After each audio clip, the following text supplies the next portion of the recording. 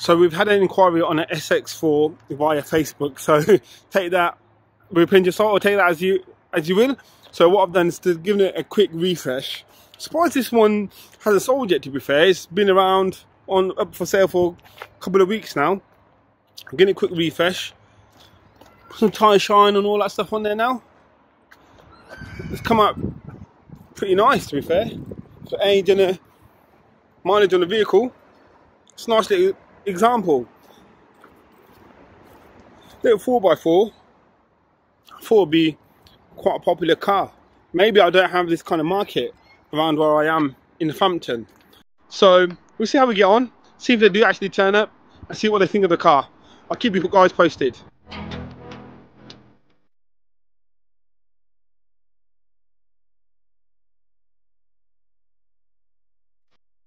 This message this morning from a customer who I sold this Hyundai i10 to just over about 3 months ago now. I give standard 3 months warranty on all the cars, and it's just come out of the warranty period. But the problem she's having, it's not starting up. So I've just popped down, they're only local to Northampton. I popped down with my jump pack to see if that would help and see if we can get it starting again. So I'll let you know how we get on with this and see if we can fix it. So I've had a chat with my customer, and to be fair, she's really nice about it all. And the car now is starting up fine. Let's go in there. You'll see starting up every time.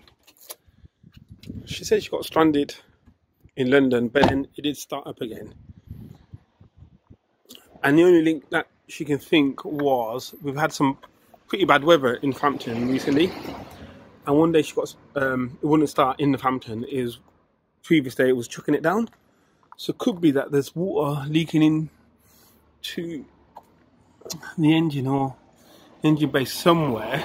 At the moment, as it's nice weather and it's been dry last day or so, everything looks okay, the battery looks all okay. So it's a bit of a weird one. But she did show me a video of it not starting at all, and it wasn't even ticking over, which is a bit weird. So now it starts up every time. I did a quick check on YouTube, and so did a customer, and what they've actually done, which I suggested, was underneath here there's all the connections for the steering wheel, and one of the common things is the immobilized connection. To clean that out, that seems to be a common issue with these, and then when the immobilizer is not switching off, then you can't start up the car. She's done that, and it's starting up every time. So it's a bit of a weird one. So I dropped off to I took it to my mechanics to see what their thoughts were on it. And what they suggested was get some water, a water hose or watering can, and pour some water over the front of the car. Pour some down here, and then to check to see if there's any water ingress coming in. Because apparently a common one is if it gets onto this cable, the black cable here, that will then affect the performance of the battery. So if any water gets into any of these cables, it might cause the car not to start up. So it's a bit of a weird one, guys, but the customer's really nice about it, and they were local. I thought I'd come down, see what was going on, see what I could do to help them out, and hopefully keep them happy, and then hopefully give them some confidence in the car. She did say, apart from that, the car's been really good. Done a bit of mileage in the car since she's owned it, so it sounds like it's a good car. Just a bit of a weird one. Not had something like this before, where it's related to weather or water ingress. But what I'll do, I'll suggest what my mechanic suggested and test out, put some water at the front of the car and see if they can check to see if there's any water ingress. Or the other thing is to take it to a car wash, but then if there is water ingress, the car might not start up, and she might get stranded in a car wash. That won't be good. That won't be a good thing to happen. So I think I hand the key over back to my customer, give them explanation what my mechanics have suggested, and then hopefully we can resolve it sooner or later. But as you can see now, it's nice bright sunshine, car starting up every time. Fun and games in the life of the car trading business. So we had the RAC inspection done on the Hyundai i10, and overall it came out with a clear report, which is good. There was 2 points that the RAC inspection did bring up. One was that the clutch was quite low, but we've got a bill for a clutch done fairly recently, and the customer did get a bit worried about that. So I spoke to my mechanic, and he said if the clutch is low, that's a good thing. That just shows that the clutch is still new. Whereas the clutch gets worn, the clutch pedal does rise up, and that's when, you know, sooner or later you'll have to get the clutch replaced. So she was happy with that explanation. And the other thing that he raised was the ancillary belt. Let me just go and show you guys that. So having a look at the ancillary belt down here, you can see it's pretty worn. When I had a look at it with my mechanic, there was almost a little slight tear in one of the grooves, one part of the belt. So as it was only just a recommendation to get that changed, my customer was happy to pay for that work. So we're going to book that in with my mechanics. That's all booked in with my mechanic to get that changed. And I think what we might do as well, you can see that pulley there. I don't know if you can see it in the camera, it's quite rusty. Oh, you can see it there, it's pretty rusty. So we might get that pulley changed as well. Apart from that, it was all thumbs up with RAC inspection on that car. So that's good. So once we've got the work done on that should be another sale, which is good news. Of the other cars, the Polar R line, I've got a tyre fitted on this near side front. The tracking was out, so we've got the tracking done. It was pulling to the left, so that's all clear now. I've ordered a inflation tyre kit for the car because there's no spare tyre that came with the car.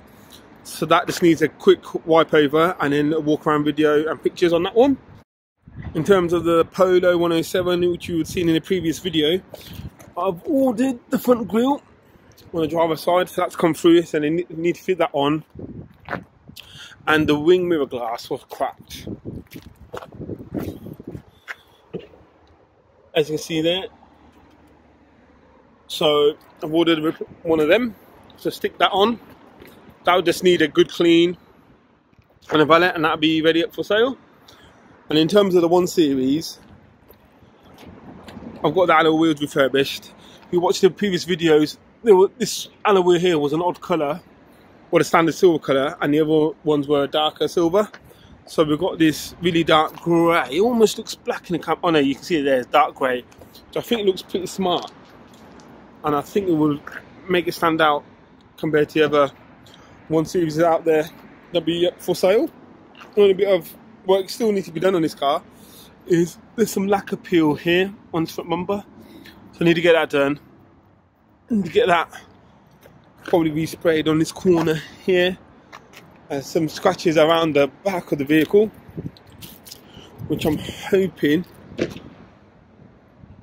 will most likely polish out. And there's some scratches there, so I'll get my polish up guys when I do that front corner to polish up the back bumper. And then once this had a good clean and stuff, that'll be ready up for sale. The S-Max, the central door locking on this front passenger side doesn't work, so it needs just needs a door lock. But I'm struggling to get a door lock without purchasing the whole mechanism, so I might just buy the whole mechanism now and get that done, because that's been sitting there around for a little while.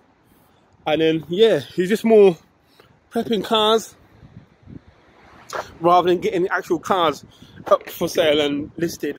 But slowly and surely we'll get through them. I'll order some centre caps and the M badges for the wheels as well. Then it should look really smart. So the high-end i10, which was parked over there, has now gone, and we've had another 5-star review on that one, so that's good news. I've had a couple of messages about the A-Class, so we'll see where that goes. Bit quiet on the Fabia. I had one test drive, one inquiry, but it's gone a bit quiet on that one. SX4, a bit quiet again. Peugeot, quiet again. Not many inquiries. Loads of views on the ad on Auto Trader, but no messages or calls on that one, so I might drop the price on that one. I've got it up for $7,995, which is still under Auto Trader recommended retail price by quite a bit, by almost £500. But don't know, with the current market and money being tight, maybe people, and I don't offer finance again, so maybe people are struggling to spend £8 grand on a car. So you have to go with the market and see what sells. Think cheap, small petrol, cheap runarounds are things to go for at the moment. So the R-Line, Polar R-Line is ready for the sale. I just need to do a quick wipe over on that one because it's been raining, and then put some tyre shine in and get ready for the walk around video and photos. Some other cars I need to go through with you guys. I need to go through the iX35, which I bought in recently. I might do it in a separate video. The 107 again, that's ready to put up for sale. Had it valeted and stuff, but again, it's been raining, so it's a bit of water and stuff on there, a bit of dust. But I'll give that a quick wipe over, put some tyre shine on that, do the walk around video, get some pictures done, and see if that sells. That should sell, hopefully. That's a quick little seller, hopefully, with the current market and stuff. So if you got to the end of the video, thanks for watching. I hope you enjoyed it. I'll see you soon, and take care.